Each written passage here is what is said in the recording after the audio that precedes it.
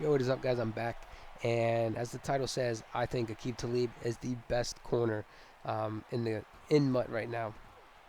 And to me, that's saying a lot because there's Sherman out there. There's DRC, the flashback, and Pat P that are really, really, really good corners. To play with. But I've never been locked down by a corner quite like my opponent's Aqib Talib locked me down in this game, and I was flat out impressed. So impressed that I ended up selling Jason McCourty, and I went and bought Aqib Talib.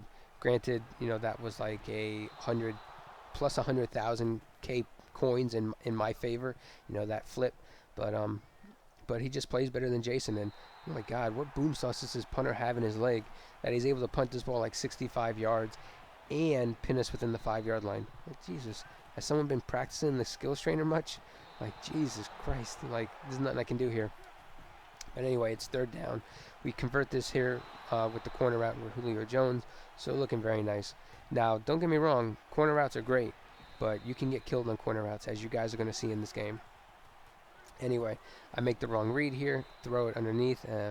Nothing more I can say. That was just a horrible read. Again, he's liking a lot of man, but when he mixes up his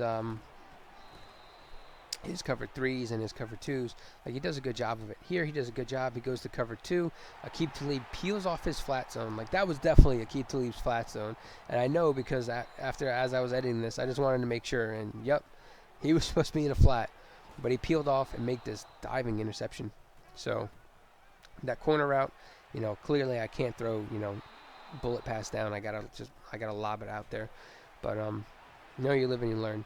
So anyway, he's back on offense. Kind of really hurts us because we had a chance to put up some points and take some more time off the clock. Instead, my opponent has the opportunity here to get points on the board and kill the clock. It doesn't matter because we come up with a pick with Clinton Dix here, and he's another player I've changed out here recently was Clinton Dix. And during the halftime, I'll show you guys my lineup and go over like why I changed some of the guys and where I got guys set up. Because honestly, like, I feel like I run an unconventional, defensive setup. As oh my God, thank God for that. But anyway, next play we come back, we run this like play action double post that the Eagles playbook has, and it works out very nicely. I never run it, but it looked pretty slick. Here, not a slick move, and again, that was another flat zone for Aqib Talib, and he just came up and made this ridiculous interception. Like, you're killing me, man. Like, I just can't even throw near you. Here, I think that's either Seymour, Jelani Jenkins. I don't know which linebacker that was. Just can't come up with the interception. Excuse me. And he's just running, Hail Mary with, some slants underneath. So, we see it. Luke Kuechly comes up with the pick, but we don't have a lot of time to really move down the field. So we're coming out in this like play action, like over thing or whatever that the Eagles have. And it works out very nicely, especially killing his man. Here, Peyton Manning, this is his downfall. Like, even on screens, like, you just don't have mobility with the guy. Like, there's just nothing you can do. He just can't even get out of his own way. So we're forced to take our field goal, and that ends up ending the half. But getting into my lineup here, this is how my lineup looks right now. We got a great offensive line, especially when you look at them. A lot of red across it. And I know I got Tyron Smith in there as my guard, but the thing is I bought him to complete the team captain. So you know what? I might as well use him. Still rocking Jordan Cameron as the tight end. I think he's the best tight end right now. Vincent Jackson we pulled from a pack. Julio Jones, I'm going to eventually get the team captain and end up selling him because Julio drops a lot of balls for me, and while Deshaun Jackson and Percy Harvin don't. Still got DeMarco Murray and Peyton Manning. Here, the defense. So defense looks kind of crazy. Got rid of McCourty, picked up Aqib Talib, like I said. Emerson we got over as our number 2 corner. Cromartie is our nickel. Defensive line is where it gets really funky, where we got two defensive ends in Chandler Jones and Javian Clowney as our D tackles, and Arakpo and Kerrigan on our ends.